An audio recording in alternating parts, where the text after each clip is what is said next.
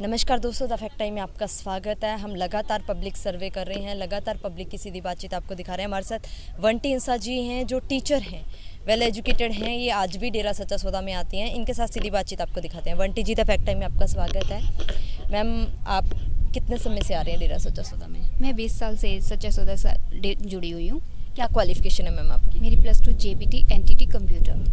Ma'am, इतनी educated हो फिर भी आप एक आश्रम में आती हो, एक संत के साथ जुड़ी हो, क्यों? सच है, सच के साथ जुड़े हम। हमें सच मिलता है यहाँ पे, सुकून मिलता है यहाँ पे आके। क्या शिक्षा दी जाती है मैम आपको? हमें हर तरह की यहाँ से शिक्षा मिलती है, जैसे कि गरीबों का इलाज कराना, है ना, भूखों को खाना खिलाना, बेसहारों को सहारा देना, हर तरह की हमें यहाँ से शिक्षा मिलती है। कोई आपसे दान चढ़ावा, कभी कोई पैसा मांगा? नहीं, कभी भी नहीं, ऐसा कुछ भी नहीं है यहाँ पे।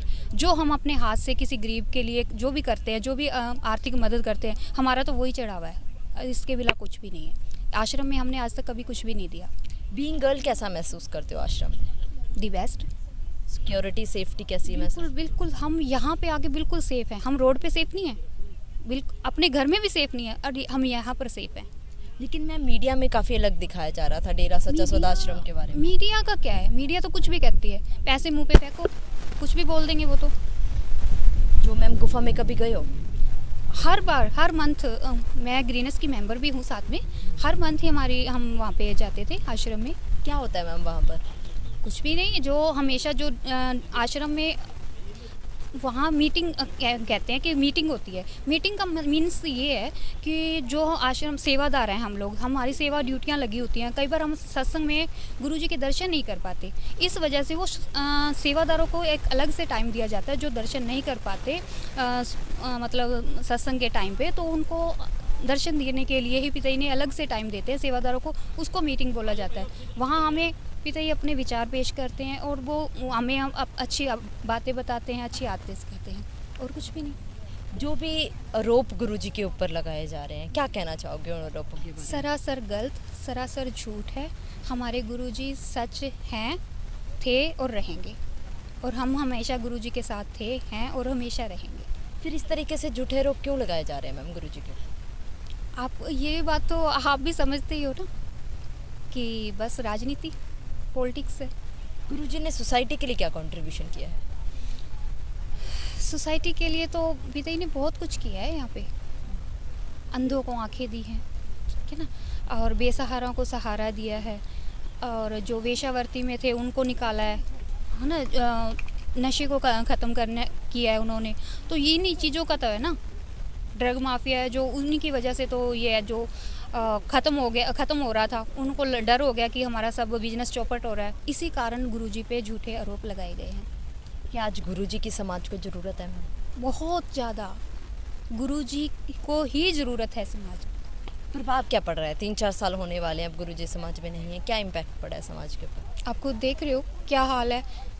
देश के अन्नदाता कहाँ बैठे हैं, कहाँ थे और कहाँ हैं अब? आज वो रोड पे बैठे हैं, तो क्यों बैठे हैं?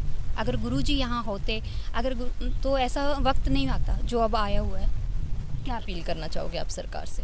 मैं तो यही अपील करना चाहती हूँ कि जल्दी से जल्दी गुरुजी आए, और उनके पास हर समस्या का हल है। जो अन्नदाता के लिए जो उनके पास हल नहीं निकल रहा ना, उनका हल वो ही निकाल सकते हैं। इसलिए गुरुजी को लाओ, जल्दी से जल्दी आए गुरुजी, और इन समस्या का सारे हल हो जाएंगे, सब कुछ सही हो जाएगा। ऐसे लोगों को क्या जवाब देना चाहोगे जो लोग कहते हैं कि यहाँ पढ़े लिखे नहीं आते, अंधभगत बोला जाता है? लोगों का काम तो बोलना होता है। अगर उनको जब पता है कि नहीं यहाँ पर पढ़े लिखे, तो खुद आए, आकर देखें कि यहाँ पर पढ़े लिखे आते हैं या नहीं आते।